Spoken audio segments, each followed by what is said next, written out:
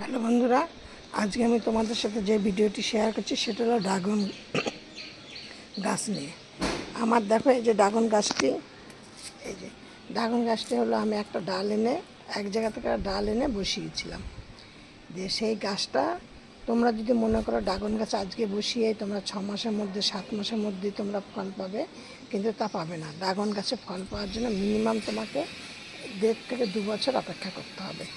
এবার এই গাছগুলো যখন তুমি বসাবে তখন কিন্তু তোমাদের প্রথম থেকে গাছের একটা টেক্সচার করে বসাতে হবে, যেমন সাইকেলের টিউব বা কোনো একটা গোল জাতীয় জিনিস দিয়ে, যাতে গাছটা বেয়ে তার উপর দিয়ে হতে পারে। আর গাছের ডালগুলোকে সবসময় তোমাদের নিচের দিকে ঝোলা ঝোলা রাখতে হবে। নিচের দিকে যত ঝুলে ঝুলে থাকবে তত কিন্তু তোমরা বেশি পরিমাণে ফুল আসার সম্ভাবনা থাকবে। দেখো আমার এই গাছটার বয়স প্রায় 2 বছর হয়ে গেল। আমি অনেকের কাছে জিজ্ঞাসা করেছিলাম বা অনেক ভিডিও দেখেছিলাম, গাছের সব ভিডিওতে আমি দেখেছি সবাই বলছে 2 বছর 2.5 বছর মিনিমাম মানে ওয়েট করতে হবে, কিন্তু আমার এই গাছটা 1.5 বছরের মাথাতেই এরকম ফুল চলে এসছে, দেখেছো? এবার আমি যখন ডালটা এনে বসিয়েছিলাম তখন আমি কেমন জায়গায় বসিয়েছিলাম, কেমন মিডিয়াতে আমি ডাল টেনে যখন বসিয়েছিলাম আমি কোনো ফাঙ্গিসাইড সার বা রুট হরমোন কোনো কিচ্ছু না, শুধু ডালটাকে নিয়ে এসেছিলাম। নিয়ে আসার পর ডালটা ভীষণ কাটা বলে আমি সেই জন্য যে গাছটা হলে হলো, না হলে না হলো, আমি সেইভাবে আর কি বসিয়েছিলাম। দিয়ে বালি মাটির মধ্যে বসিয়েছিলাম, বাড়ি তৈরি করার যে বালি মাটিগুলো হয় লাল, সেই বালি মাটির মধ্যে বসিয়ে দিয়েছি। তারপরে কিছুদিন বাদে দেখি গাছটা আস্তে আস্তে ধরো 3 মাস 4 মাস বাদে গাছটা আস্তে আস্তে ডালপালা বেরোনো শুরু হচ্ছে।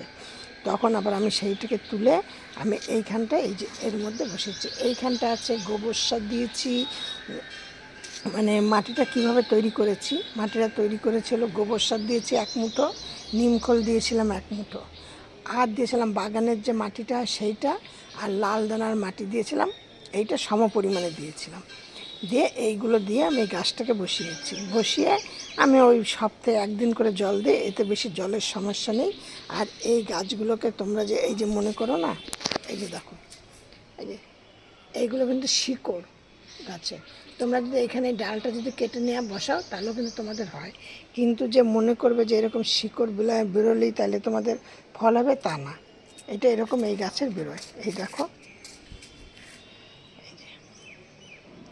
আমার ডালগুলো এই দিকে এরকম করে ঝুলিয়ে দিয়েছি, কিন্তু এইখান থেকে এবার আমাকে সরিয়ে নিতে হবে, কারণ এটা লোকের বাড়ি, এই জায়গাটা আমার জায়গা না, এই হলো আমার জায়গা।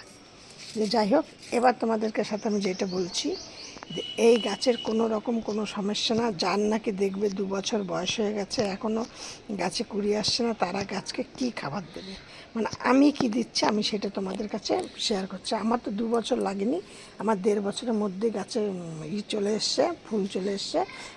আমি ডিএপি দিতাম, মানে মাসে একবার করে 4-5টা ডিএপির দানা দিয়ে দিতাম, আর আমি কোনো জিনিস গাছে দিতাম না।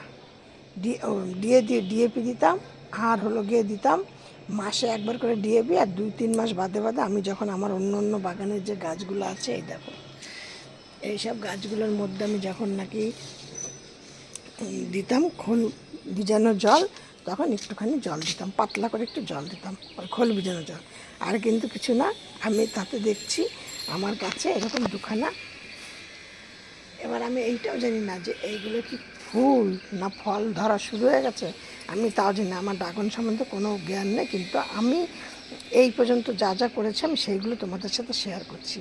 এবার আমি তোমাদের সাথে আরেকটা কথা বলছি যে দেখো এই যে কত পিঁপড়ে ধরেছে, এই ফুলটা আর ওই ফুলটা কিন্তু প্রায় একই সাথে বেরিয়েছে, ওইটা কিন্তু অনেকটা বড় হয়ে গেছে, কিন্তু এইটা দেখছি এরকম পিঁপড়ে ধরেছে। এই জন্য আমি কী করবো, এর গায়ে কিছুটা হলুদ দিয়ে দিচ্ছি, কারণ এরকম পিঁপড়ে ধরলে তো পিঁপড়েতে তারপরে খেতে রসটা খেতে গার ফুলটা হলুদ হয়ে পড়ে যাবে, ওই জন্য কিছুটা আমি হলুদ দিয়ে দিলাম। আমি এমনি এই গাছে কিন্তু মাঝে মধ্যে আমি একটু গাছের গোড়ায় হলুদও দিই। আর গাছগুলোতে এত পরিমাণে কাটা, গাছে হাত দিতে ভয় লাগে। তাহলে তোমরা একটুখানি এরকম যদি দেখো পিঁপড়ে হচ্ছে তাহলে।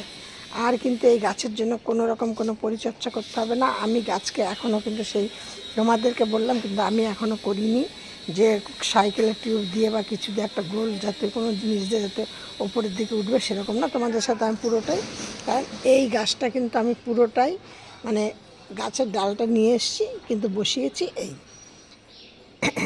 আর তোমরা কি করবে, এই গাছে কিন্তু সপ্তাহে একদিন করে জল দেবে, মানে আমি দেই আর কি, সপ্তাহে একদিন করে জল দেই।